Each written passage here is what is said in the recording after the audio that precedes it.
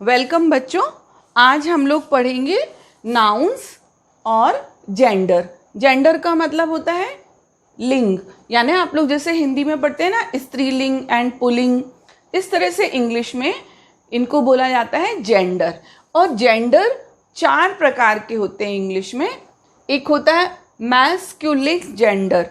अब देखो, आपको लग रहा होगा कि यहाँ पर ये लिखा है LINE, तो लाइन, तो ये तो लाइन है, लेकिन इसको हम क्या बोलेंगे? मैस्कुलिन जेंडर, जिसको हिंदी में बोला जाता है पुल्लिंग। इसके बाद आता है फेमिनिन जेंडर। यहाँ पर भी देखिए NINE लिखा है, तो आपको लगेगा इसको फेमिनाइन बोलें क्योंकि 9 है, लेकिन ऐसा नहीं है। इसको हम कैसे प्रोनाउंस करेंगे? फेमिनिन जेंडर, यानी स्त्रीलिंग। फिर आया कॉमन जेंडर। कॉमन का मतलब जानते ही हैं, कॉमन। तो इसमें जो वर्ड्स आते हैं, जो नाउन आती हैं, वो मेल और फीमेल दोनों के लिए यूज़ की जाती हैं। चौथा जो जेंडर होता है दैट इज़ न्यूट्रल जेंडर। लेकिन इनको शुरू करने के पहले हम लोग थोड़ा सा पुराना रिवाइज कर लेते हैं। पिछले जो टर्न पे मैंने आपको बताया था कि आपको बहुत एफर्ट करना है, एफर्ट लाइक ए क्रो। आज फिर वो एफर्ट हमको कब और कितना करना है, ये भी हम लोग समझ लेते हैं। तो इस बात को समझाने के लिए मैं आपको एक छोटी सी स्टोरी बताती हूँ। ये एक ओनर है, इसका लकड़ी कटिंग का काम है। चलो इसको ओनर बता देते हैं। इसके बाद में एक और वुड कटर है। ये एक और वुड कटर है। वुड कटर यानी लकड़ी काटने वाला। वुड कटर नंबर 1 कर देते हैं इसको। फिर एक और वुड कटर है। वुड कटर, उसको आपको समझ में आ जाए तो इसको हम लोग कर देते हैं यहाँ पर वुड कटर नंबर 2। मेरी ड्राइंग अच्छी नहीं है, इस पर ध्यान ना दे, अपना मैसेज देखना है अपने को। अब एक बार क्या हुआ कि जो ये ओनर थे, इनके यहाँ वुड कटर नंबर 1 ऑलरेडी काम करता था, लकड़ियाँ काटता था और ये उसको सेल करते थे। थोड़े दिन बाद में ये वाला वुड कटर भी इनके पास गया काम मांगने के लिए, और इन्होंने कहा ठीक है, तुम भी लकड़ियाँ काटो। धीरे धीरे इस वुड कटर के आने से इनका प्रोडक्शन बढ़ने लगा, यानी इनका जो काम था वो तरक्की करने लगा, प्रोडक्शन इंक्रीज हो गया। इंक्रीज हो गया तो इन्होंने क्या किया, इस ओनर ने यानी मालिक ने इसकी जो सैलरी थी वो डबल कर दी, दुगनी कर दी। जब इसकी सैलरी डबल कर दी तो इसको गुस्सा आ गया, ये एंग्री हो गया। इसने कहा मैं तो इतने पहले से काम करता था, मेरी सैलरी डबल नहीं की और जो मेरे बाद में आया उसकी सैलरी डबल कर दी। ओनर ने कहा कि मुझे तो प्रोडक्शन से मतलब है, मुझे तो मेरे काम में प्रॉफिट से मतलब है, जो मेरे काम को प्रॉफिट देगा मैं उसको फ़ायदा दूंगा, तुम उसी से जाके पूछो।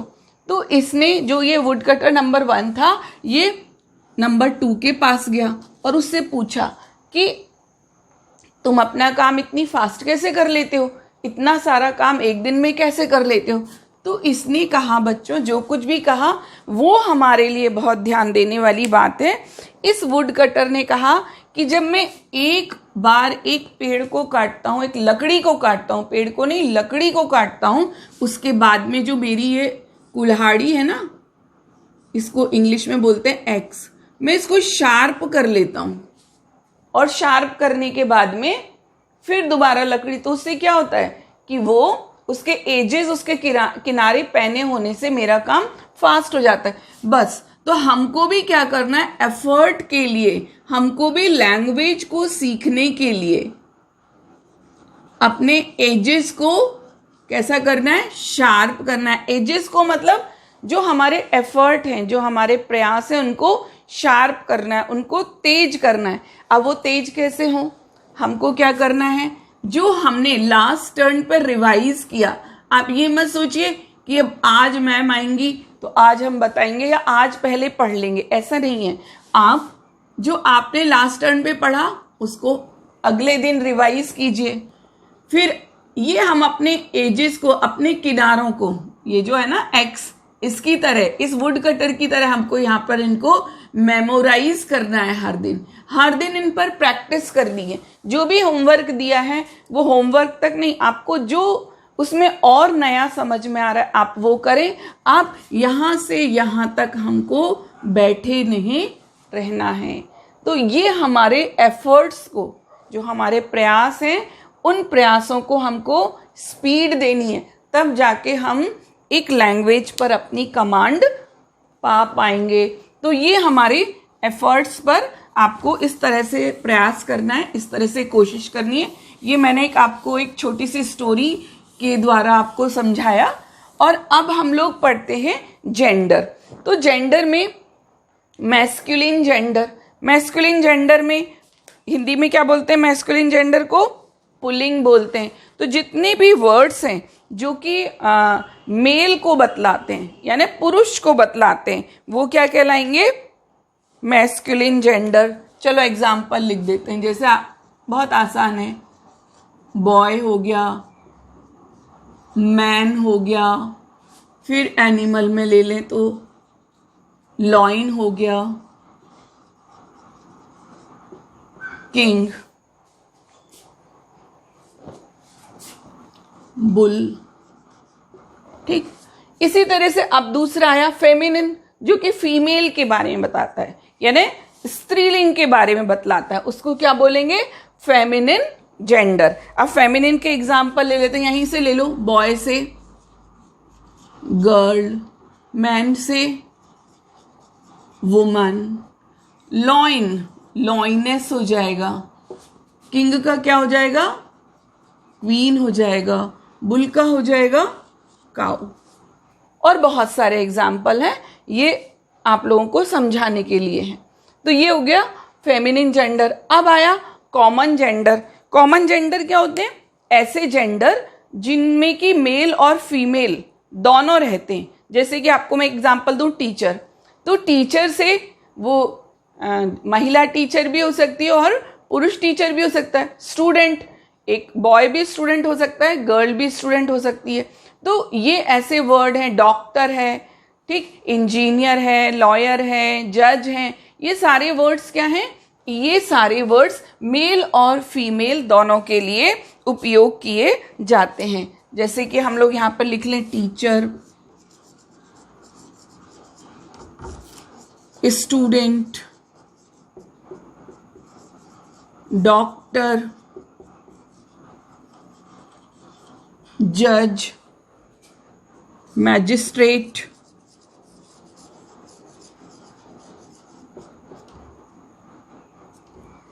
और भी बहुत सारे आप लोग उसमें लिख सकते हैं वर्ड्स को। फ्रेंड, फ्रेंड भी कैसा हो सकता है? मेल फीमेल दोनों हो सकते हैं। तो एनिमी, ऐसे बहुत सारे। अब आपको ये छांटना, ढूंढना है कि ऐसे कौन से नाउन हैं जो कि कॉमन जेंडर में आती हैं, फेमिनिन जेंडर में आती हैं और मैस्कुलिन जेंडर में आती हैं। आप जल्दी से इसको नोट कर लीजिए। बहुत सारे बच्चे कहते हैं मैडम नोट नहीं कर पाते हैं। तो आप क्या करें, वीडियो को पॉज कर दें और उसका स्क्रीनशॉट ले लें। स्क्रीनशॉट लेने के बाद में जूम करके उसको नोट कर लें। तो जल्दी से एक स्क्रीनशॉट लें, फिर हम लोग इसके आगे पढ़ते हैं। और अब हम लोग पढ़ेंगे तीसरा, जो हमारा था न्यूटर जेंडर। तो हम लोगों ने अभी क्या पढ़ा? अभी हम लोग इनको आगे और डिटेल में पढ़ेंगे। Masculine gender, feminine gender, common gender, और अब आया न्यूटर जेंडर। तो न्यूटर जेंडर किसके लिए यूज होता है? ऐसी चीजें जो कि निर्जीव हैं, जिनमें लाइफलेस हैं, ना तो वो फिर मेल हैं ना फीमेल हैं। और कुछ सजीव के लिए भी होता है, और लोअर एनिमल्स के लिए, ऐसे जो छोटे मोटे कीड़े मकोड़े होते हैं, छोटे जानवर होते हैं, तो उनके लिए भी न्यूटर जेंडर। न्यूटर जेंडर का मतलब ये है कि इनके साथ इट प्रोनाउन यूज किया जाता है। ठीक है, ये न्यूटर जेंडर बतलाता है। अब जो हम लोगों ने जब नाउन का क्लासिफिकेशन पढ़ा था, तो मैंने बताया था मटीरियल नाउन। तो जितनी भी मटीरियल नाउन होती है ना, जो पदार्थवाचक संज्ञा होती हैं, उनका जेंडर नहीं होता है। कैसे? वुड है, कॉपर है, गोल्ड है, शुगर है, ऑयल है, आदि।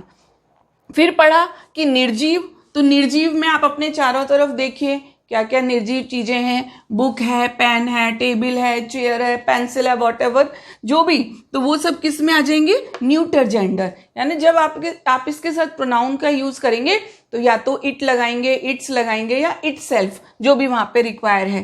फिर दूसरी नाउन थी एब्स्ट्रैक्ट नाउन। जब हम लोगों ने क्लासिफिकेशन पढ़ा था तो जितनी भी एब्स्ट्रैक्ट नाउन्स होती हैं वो सब इस न्यूटर जेंडर में आती हैं, क्योंकि वो लाइफलेस होती हैं, निर्जीव होती हैं। ऑनेस्टी है, ट्रूथ है, हैप्पीनेस है आदि। फिर आया कलेक्टिव नाउन।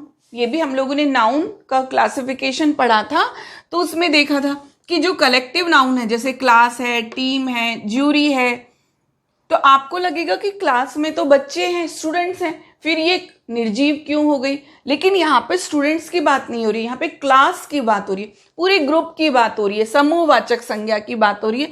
तो जब इनके साथ में ये न्यूटर जेंडर आएगा।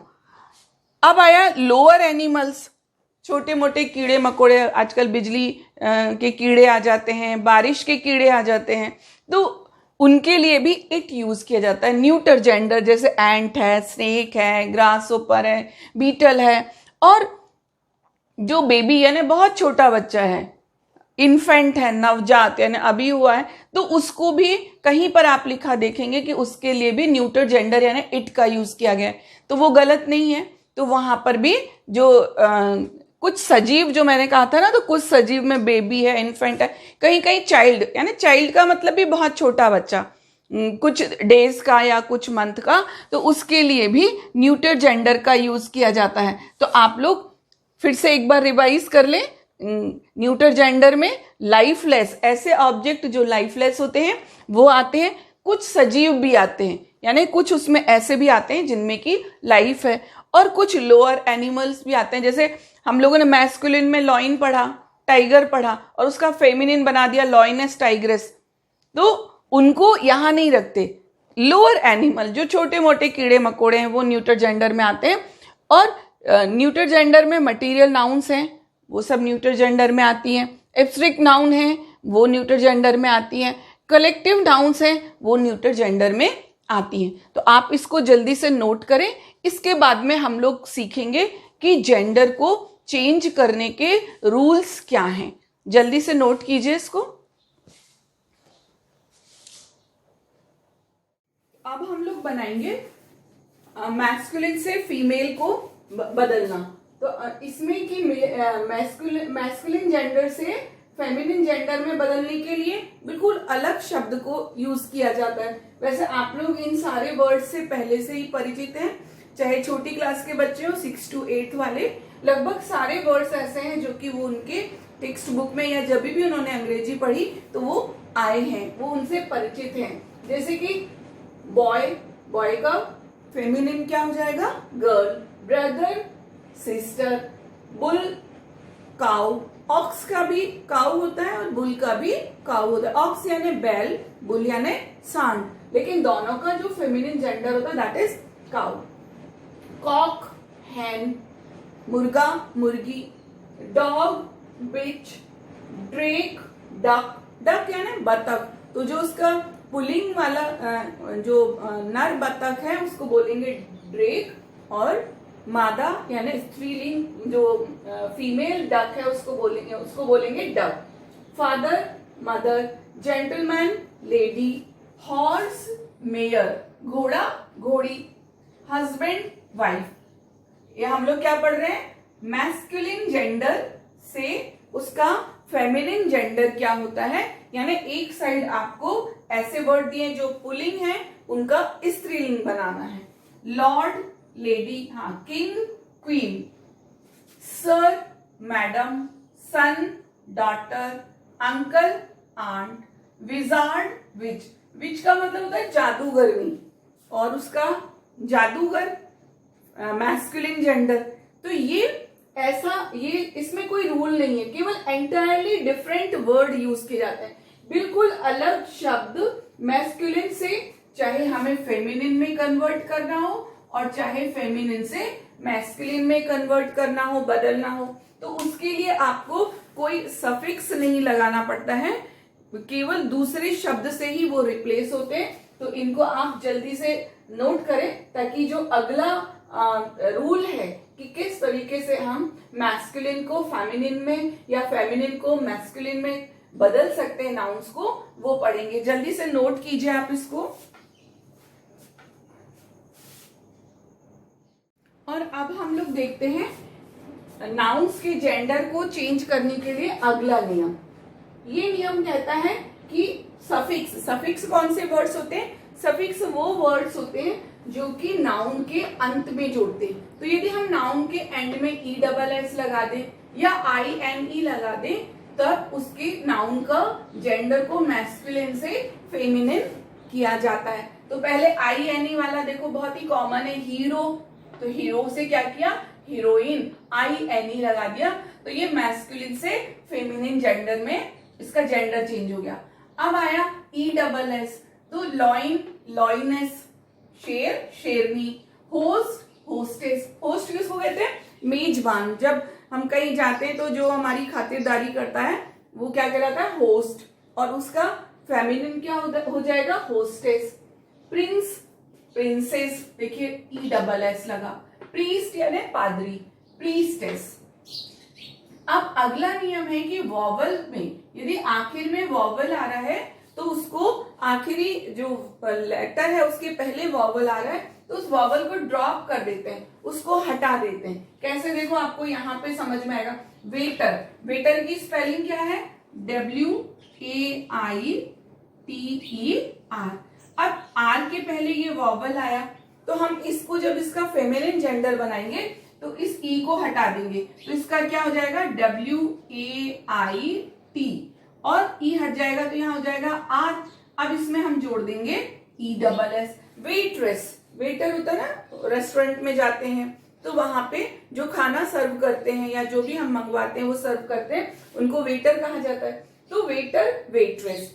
रूल क्या हुआ कि जो ये वॉवल है इसको हटाया और इसके बाद में ESS जोड़ा। सेम ऐसे टाइगर, टाइगर में भी क्या किया?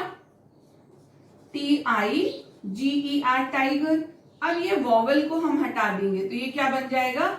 TIGR तो आ गया। अब इसमें हम ESS और जोड़ देंगे, टाइग्रेस। हंटर, हंट्रेस, वही नियम, ई हटा दीजिए और आर के बाद ESS जोड़ना है। एम्परर, सम्राट, EMPEROR।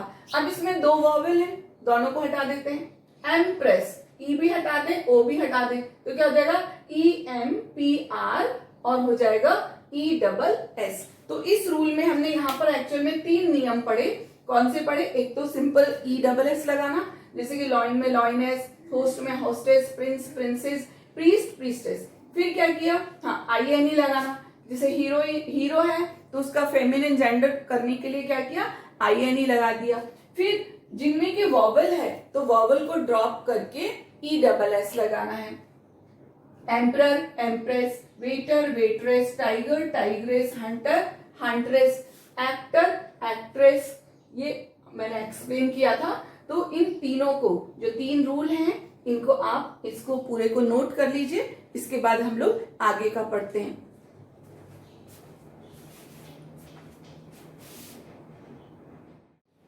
और अब हम लोग लेते हैं ऐसी नाउन जिसमें कि शी, गर्ल या वुमेन को उसमें जोड़कर उसका फेमिनिन जेंडर बनाते हैं। जैसे कि बिजनेसमैन, तो बिजनेसमैन के लिए क्या करेंगे हम लोग? मैन की जगह क्या कर देंगे? वुमन कर देंगे, बिजनेस वुमन। पुलिसमैन, तो मैन हटाया, police woman. Sportsman, sports woman. Statesman, states woman. Salesman, sales women. यानी हमने क्या देखा कि जो इसमें जो मैस्कुलिन जेंडर को जो नाउन शो कर रही थी उसको हमने फेमिनिन जेंडर को शो करने वाली नाउन उनसे रिप्लेस कर दिया। इस तरह से हम इन वर्ड्स को मैस्कुलिन जेंडर से फेमिनिन जेंडर में नाउन को चेंज करेंगे। फेमिनिन जेंडर में जो नाउन है वो बहुत कम होती जा रही है क्योंकि उनको कॉमन जेंडर में ले लेते हैं। कैसे? जैसे कि मान लीजिए एक वर्ड है इंस्पेक्टर, तो हम उसको ये नहीं कहेंगे यदि उसका फेमिनिन जेंडर इंस्पेक्ट्रेस, ऐसा नहीं कहा जाता। इंस्पेक्टर कॉमन जेंडर, ये मेल के लिए भी यूज होगा और फीमेल के लिए भी यूज होगा। डायरेक्टर,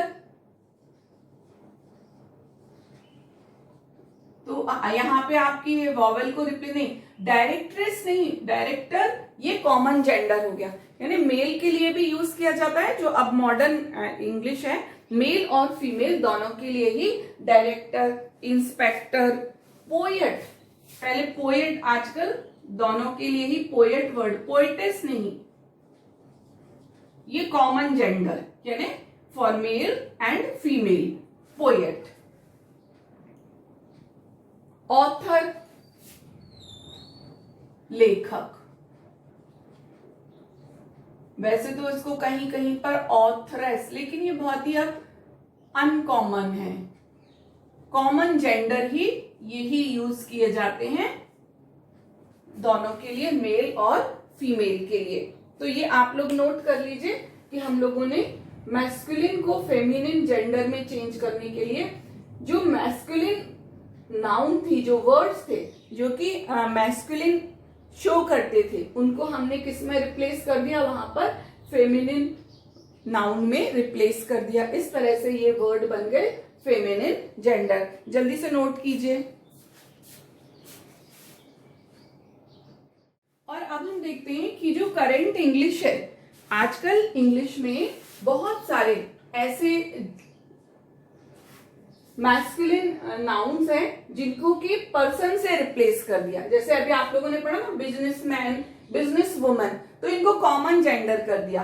पर्सन क्या हो गया, कॉमन जेंडर हो गया, उसमें मेल फीमेल दोनों आ गए, मैन वुमेन दोनों आ गए। तो क्या किया, बिजनेसमैन, बिजनेस वुमन की जगह क्या यूज होने लगा है, business person.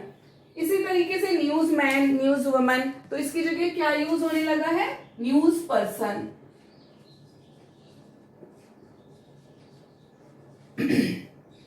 Salesman, sales women, तो क्या यूज करते हैं, सेल्स पर्सन। दोनों कॉमन नाउन हो गया। अब इस पर्सन में मेल और फीमेल दोनों आ गए। Statesman,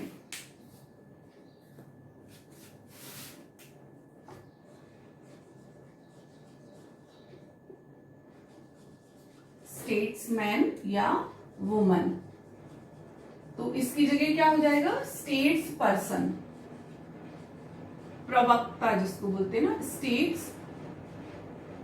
person. फिर आया था स्पोर्ट्समैन या वुमन, तो ये क्या हो जाएगा, स्पोर्ट्स पर्सन।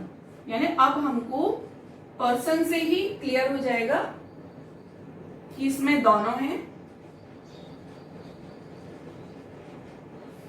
Sports person. तो ये करंट इंग्लिश मॉडर्न चेंजेस हर लैंग्वेज में होते रहते हैं समय के अनुसार। तो ये इसमें चेंज हुआ कि किस तरीके से मैन वुमन को रिप्लेस कर देते हैं पर्सन से। इसको आप लोग नोट कर दें। एक और बहुत इंपॉर्टेंट बात है, जल्दी से इसका स्क्रीनशॉट लीजिए आप लोग, ताकि मैं उस बात को और आपको समझा दूं।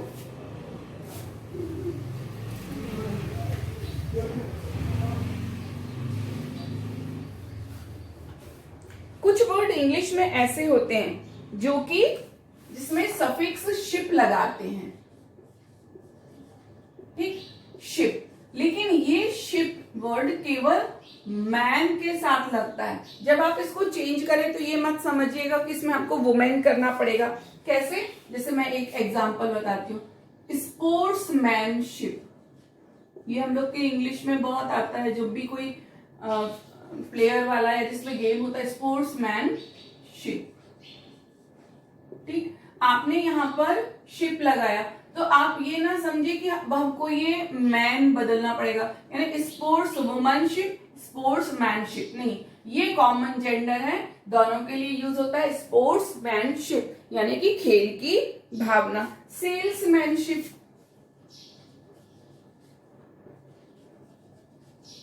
सेम, सेल्समैनशिप भी common gender, used both for male and female. Statesmanship,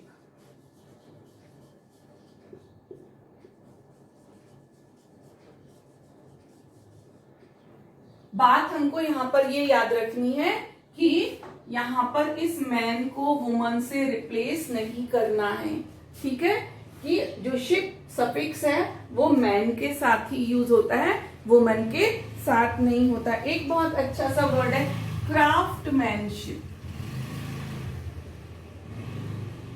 craftsmanship, craftsmanship का मतलब होता है हुनर। Craftsmanship, workmanship. यदि कोई फीमेल फेमिनिन जेंडर में है, कोई लेडी है, तो हम ऐसा नहीं कहेंगे कि वर्क वुमनशिप, नहीं, वर्कमैनशिप, वर्कमैनशिप। इसका मतलब होता है कारीगरी। सेम लगभग दोनों का एक सा ही मीनिंग है, हुनर, कारीगरी, चतुराई, ठीक। तो आप इनको नोट करिए और इसमें इंपॉर्टेंट बात यह है कि जो मैन है वहीं शिप सफिक्स लगेगा। आपको ये नहीं सोचना है कि अब कोई महिला है, कोई फेमिनिन जेंडर की नाउन है तो वहां पर कोई क्या, वो तो मैन और वुमेन के लिए ही है, तो आपको वहां पर मैन से वुमेन को रिप्लेस नहीं करना है। जल्दी से नोट कीजिए इसको ताकि आगे का एक छोटा सा टॉपिक पढ़े हम लोग। और अब हम लोग पढ़ते हैं कॉमन जेंडर। एक बार जब इंट्रोडक्शन मैंने बताया था तब आपको थोड़ा सा आइडिया दिया था कि कॉमन जेंडर क्या होते हैं। कॉमन जेंडर वो नाउन होती हैं जो कि मेल और फीमेल दोनों के लिए यूज की जाती हैं। जैसे जितने प्रोफेशन है, व्यवसाय है, ऑक्यूपेशन है, वही प्रोफेशन, उनको वो किस में आते हैं, कॉमन जेंडर में। हम लोग समझ लेते हैं इस बात को। टीचर, टीचर मेल और फीमेल दोनों हो सकते हैं। स्टूडेंट भी boy and girl. Principal male और फीमेल, इसमें दोनों आ जाते हैं। Professor, poet, player, editor, editor का मतलब संपादक। पर्सन, पर्सन अभी हम लोग पहले भी पढ़ चुके हैं कि मैन और वुमेन को किससे रिप्लेस कर देते हैं, पर्सन से, क्योंकि वो कॉमन जेंडर में आ जाता है। फ्रेंड, फ्रेंड मेल और फीमेल, जैसे आप कहें कि माय फ्रेंड, तो माय फ्रेंड में मेल और फीमेल, ही और शी दोनों आ जाते हैं। एनिमी, दुश्मन। नेबर, पड़ोसी, पड़ोसी भी कॉमन जेंडर है कि वो हमारे नेबर हैं, तो नेबर में मेल और फीमेल दोनों। म्यूजिशियन, संगीतकार। मॉनिटर, मॉनिटर भी कॉमन जेंडर है। डॉक्टर, डॉक्टर भी कॉमन जेंडर है। राइटर, डांसर, ये सी सही, हाँ डांसर, ठीक, डांसर। Collector, singer. तो ये जो और भी बहुत सारे ऐसी नाउन हैं जो कि कॉमन जेंडर में आती हैं, तो ये आपको उनको और ढूंढिए कि और कौन सी नाउन है जिनको कि जैसे जितने पद हैं वो सब किस में आते हैं, कॉमन जेंडर में आते हैं। तो अब वो आप लोग और ढूंढिए कि और कौन सी नाउन है जो कि कॉमन जेंडर में आती हैं, और इन नाउन्स को आप लोग लिख लीजिए। ये सारी नाउन कॉमन जेंडर में आती है, यानी ये मेल के लिए भी यूज हो जाती होती हैं और फीमेल के लिए भी यूज होती हैं। और इनके यूज करने से मेल और फीमेल ये क्लियर नहीं होता कि ये जो नाउन है ये मेल के लिए यूज की जा रही है या फीमेल के लिए, क्योंकि ये दोनों कॉमन बताती हैं उसमें। तो इसको जल्दी से नोट कीजिए। एक बात और यहाँ पर कि जैसे कहीं कहीं आप लोगों ने ऐसा पढ़ा होगा कि मैन इज मॉर्टल, तो ये जो मैन है ये ऐसा नहीं कि मैन इज मॉर्टल फिर अलग से वुमन इज मॉर्टल लिखना पड़ेगा। जो ये मैन है ये भी कॉमन नाउन की तरह यहाँ पर यूज की गई है कि मैन का मतलब मैन, वुमेन, जो भी जितने लिविंग ऑर्गेनिज्म है वो सब क्या है, मॉर्टल है। तो यहाँ पर ये मैन किसके लिए यूज किया गया है, मैन और वुमन दोनों के लिए। तो आपको पढ़ते समय जब भी आप इंग्लिश को पढ़ें तो इस बात को हमको बहुत ध्यान रखना है कि कोई भी नाउन है तो वो किस रेफरेंस में उसका यूज किया गया है, वो वहां पर कॉमन नाउन है कि मैस्कुलिन है या फेमिनिन नाउन है। इसको आप जल्दी से नोट कीजिए। बस हमारा टॉपिक अब थोड़ा और बचा है तो उसको हम लोग समाप्त करते हैं। ये आप लोग जल्दी से नोट करें जब तक।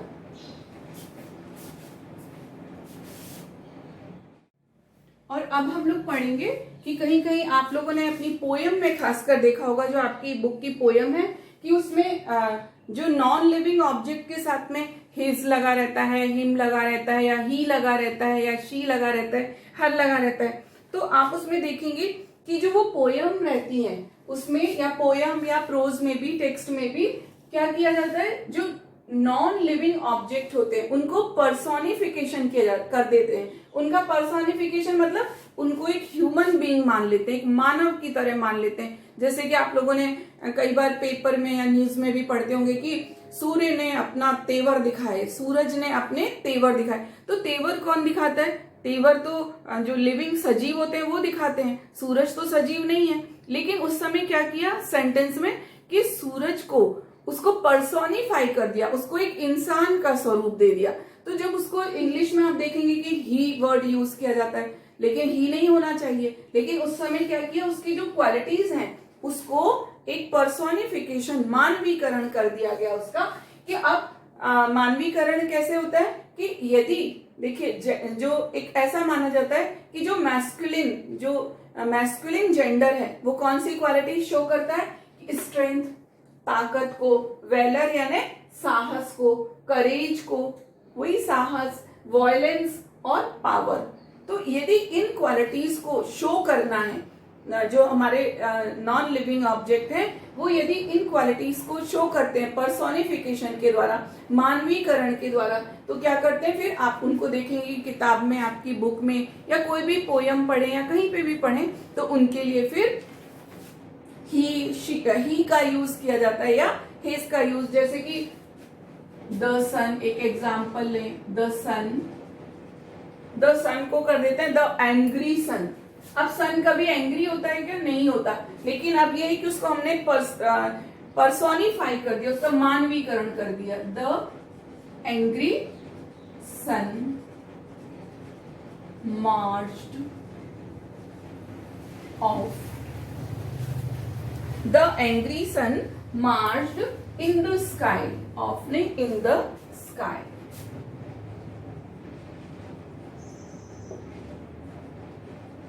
अब वैसे मार्च तो कौन करते हैं, परेड कौन करते हैं? इंसान करते हैं। लेकिन हमने यहाँ पर क्या पढ़ा कि इस सन को पर्सोनिफाई कर दिया, इसको एक इंसान का रूप दे दिया। तो ये हो गया पर्सोनिफिकेशन। आगे जब इससे जो भी लाइन कनेक्ट होगी तो वो सन के लिए उसमें ही आ जाएगा। इसी तरीके से जो फेमिनाइन जेंडर है वो कौन सी क्वालिटीज को रिप्रेजेंट करता है? ब्यूटी है, ग्रेस है, स्वीटनेस है, लव है, अफेक्शन है। यानी जहां कहीं भी स्नेह की बात होगी तो हम उसको एक सीधा सा क्या समझते हैं कि ये या तो फेमिनिन जेंडर है। तो इसको देखते हुए अर्थ को हम लोग क्या कहते हैं? मदर अर्थ कहते हैं। मदर अर्थ क्यों कहते हैं? कि जो अर्थ है वो किससे उसका संबंध है? बर्थ से है, उसका हमारे पालन पोषण से है। और हम लोगों के मन में क्या कॉन्सेप्ट है कि जो बर्थ और पालन पोषण वो किसका है? मदर का है। और मदर फेमिनिन जेंडर है, तो अर्थ के लिए फेमिनिन जेंडर। कंट्री, मातृभूमि, हम लोग कहते हैं ना मदरलैंड। केवल जर्मनी एक ऐसा देश है जो फादरलैंड कहता है, एक दो और कंट्री है, लेकिन जर्मनी में मदरलैंड नहीं कहा जाता, फादरलैंड कहा जाता है। नेचर, मदर नेचर, वही नेचर। नेचर कैसा है? नेचर ब्यूटीफुल है, नेचर में स्वीटनेस है। तो नेचर को भी किसमें, इसका पर्सोनिफिकेशन में इसको फेमिनिन जेंडर की तरह इसका मतलब इसके साथ फेमिनिन जेंडर यूज किया जाता है। कब? जबकि इसका पर्सोनिफिकेशन किया जाए। और पर्सोनिफिकेशन कहाँ किया जाता है? ज्यादातर पोयम्स में किया जाता है। स्प्रिंग, बसंत ऋतु हम लोग सब जानते हैं कि बहुत ही स्वीट रहती है, ब्यूटीफुल रहती है। तो जब पर्सोनिफाई होता है तो फेमिनिन जेंडर आता है। होप, उम्मीद करना, आशा करना, वो भी कैसा है? बहुत अच्छा है। तो जब इसको होप को पर्सोनिफाई किया जाएगा तो फेमिनिन जेंडर आएगा। इसी तरह से जब पीस को पर्सोनिफाई किया जाएगा तो भी फेमिनिन जेंडर आएगा। एक वर्ड आता है मून, मून यानी चंद्रमा। जो हमारी इंग्लिश पोएम्स हैं वहां पे मून को फेमिनिन जब पर्सोनिफिकेशन किया जाता है तो फेमिनिन जेंडर, ठीक। लेकिन हमारे इंडिया में मून को क्या बोलते हैं? चंदा मामा, यानी वो मैस्कुलिन जेंडर हो गया। तो आप दो लैंग्वेज को कंपेयर नहीं कर सकते कि हिंदी में ऐसा है तो अंग्रेजी में भी ऐसा ही होगा, या अंग्रेजी में ऐसा है तो हिंदी में भी ऐसा होगा। नहीं, दोनों जो कोई भी लैंग्वेज है उसकी अपनी ग्रामर होती है, उसके अपने रूल्स होते हैं, उसका अपना लिटरेचर होता है। तो इस बात को हमको हमेशा याद रखना है। तो बच्चों, ये जेंडर का जो टॉपिक था, ये जो आपके लेवल पे जो कुछ आपको समझाया जा सकता था वो मैंने समझाया, छोटे बच्चों के लेवल पे भी और हमारे हाई स्कूल हायर सेकेंडरी के बच्चों के लिए भी। अभी बहुत सारे जेंडर ऐसे हैं जो कि आपके लेवल से थोड़े ऊपर हैं, आपका इंटरेस्ट है, आप उनको सर्च कीजिए, उनकी जानकारी इकट्ठी करें, उनको अपनी कॉपी में लिखें और याद करें। बाकी जो आप लोगों को होमवर्क ये है कि आपके पास में जो भी किताब है, अब तो नई किताबें भी मिल गई हैं, आप उसमें नाउन को देखिए, पहले बताया था नाउन को सर्च करना है, फिर काउंटेबल अनकाउंटेबल ढूंढना है, फिर उसके बाद में नाउन के जो है टाइप्स हैं, मटेरियल है, काउंटेबल, ये कलेक्टिव है, एब्स्ट्रैक्ट है, ये ढूंढिए। अब उनको आपको जेंडर, जो आपने 4 तरह के जेंडर पढ़े, देखिए अपने चारों तरफ कौन से ऐसे ऑब्जेक्ट हैं, कौन सी ऐसी नाउन है जो कि न्यूट्रल जेंडर में आती हैं, कौन से ऐसे हैं जिनको कि हम कॉमन जेंडर की तरह यूज करते हैं।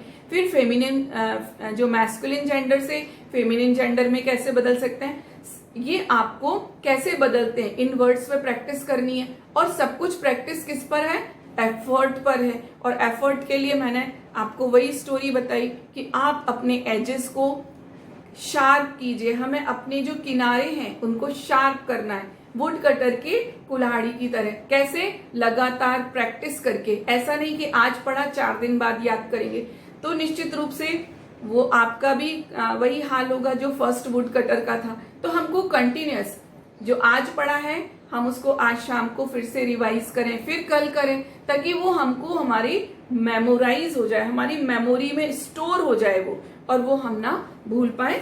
तो इतना आप लोग याद कीजिए, लिखिए, और अगले टॉपिक में फिर मिलेंगे। तब तक के लिए जय हिंद। इसको नोट कर लीजिए तब तक।